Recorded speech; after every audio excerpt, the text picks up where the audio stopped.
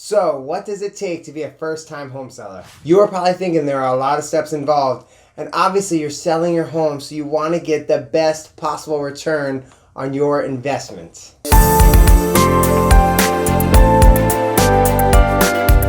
My name is Billy Cowell with eXp Realty, and I am here to be your guide in building confidence and creating a plan to sell your first home in the best possible way.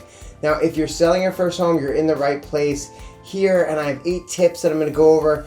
This video is going to be really good for you, and this video is going to build your confidence in beginning the process of selling your home. It'll also link you from this video to the next source of information that will guide you where you can find the next steps that are going to be beyond the scope of this video. Now, digital marketing is my strength, and I want to encourage you to find my demo video where I show you how to amplify the exposure of your home using Facebook, YouTube, and Google, which is what I do with every listing that I will ever do for the rest of my life. So I have prepared 8 steps for you for a successful home sale, and each of these steps I will be elaborating into additional videos if I haven't already done them already.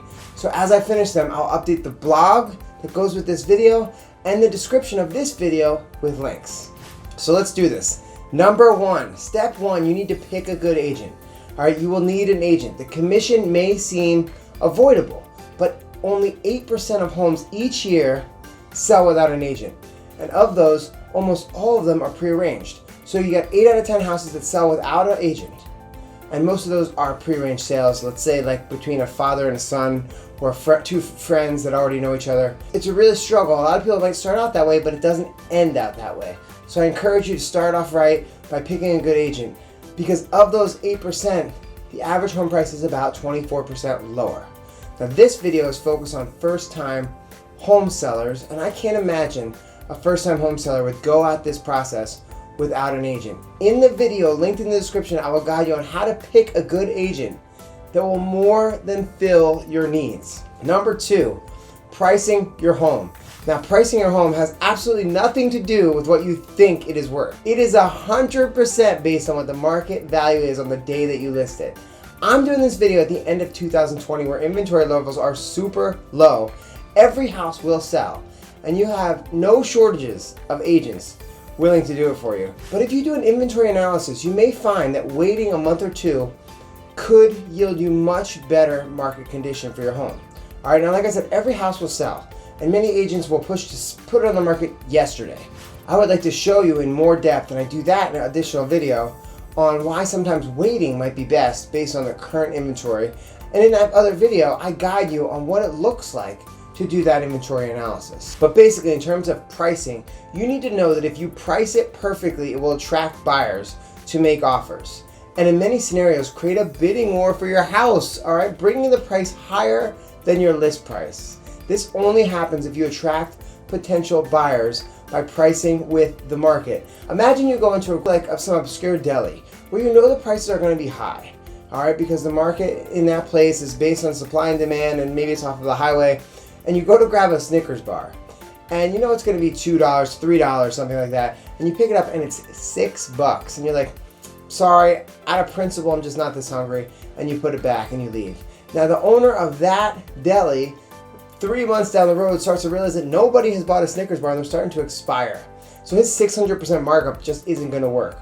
What he does is he drops those down to $2, still a little higher than like your local grocery store, but more because of it being in a specific location. And you're not coming back. It's the same Snickers bar, the same exact situation, but he's never going to see you again. All right, you moved on. So are buyers looking for your house if you don't price it with the market, so when they see it, they get excited. Overpricing your home will only detract potential buyers, and even more likely, they will go with another home.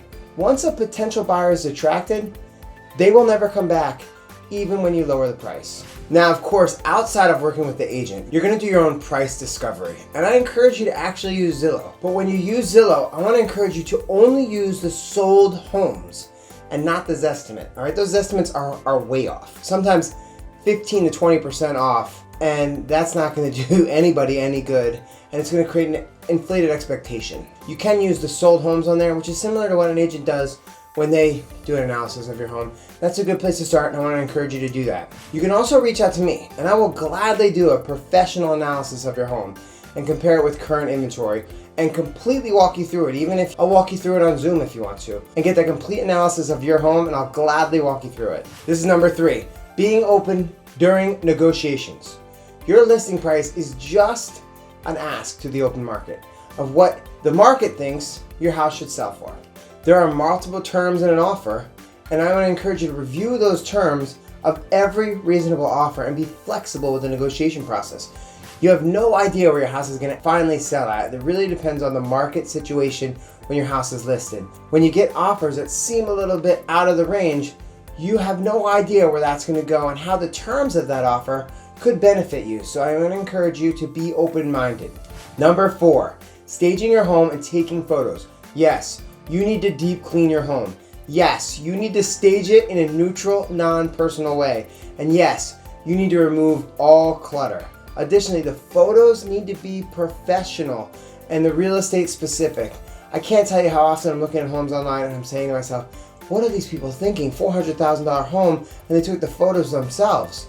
Sometimes you can, but professional photos by a real estate specific photographer is going to make a huge difference. Looking at homes is a time-consuming process, and if they look at your home online and it's not beautifully staged with perfect pictures, they're just not going to waste the time to even come look at your house. If they're not amazing, less people are going to come. So you need to go over the top here. It will pay off. If you list your home with me, I will take care of the photos and the staging for you, and you will be impressed with what we can do with your home. You need to depersonalize so potential buyers can see themselves living in their new home as opposed to them seeing themselves living in your old home. You want them to have an emotional connection to the next chapter in their life and not be distracted by the past chapters of yours. Step number 5, make showings available. If you want your home to sell for top dollar, you cannot miss any opportunities. All right, if you need to eat out with your family, I encourage you to do that. Live a modular, flexible lifestyle. Making this sacrifice can mean tens of thousands of dollars to your bottom line. Most buyers will make one pass at attempting to see your home, and you don't want to miss it. If you do all these steps correctly, the entire process will be less than a month, potentially less than a week if all goes well. So make that sacrifice. Number 6, listen to your agent. Your agent will guide you, and they know best. I can tell you right now, it will take a little longer than you expect to do the listing prep or to get your house ready to go on the market. It might be longer than you expect, and it's time well worth it. It's so important to be patient. Your agent is a professional. They have the process to get you exactly what you want in the best possible way.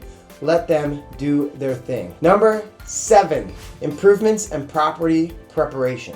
All right, small improvements can make a big impact.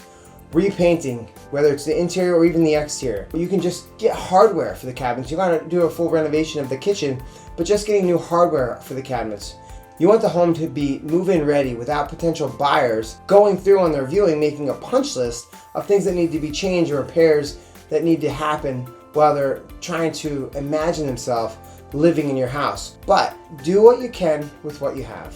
And number 8, very important, plan ahead. All right, this is a simple question. Where are you moving to?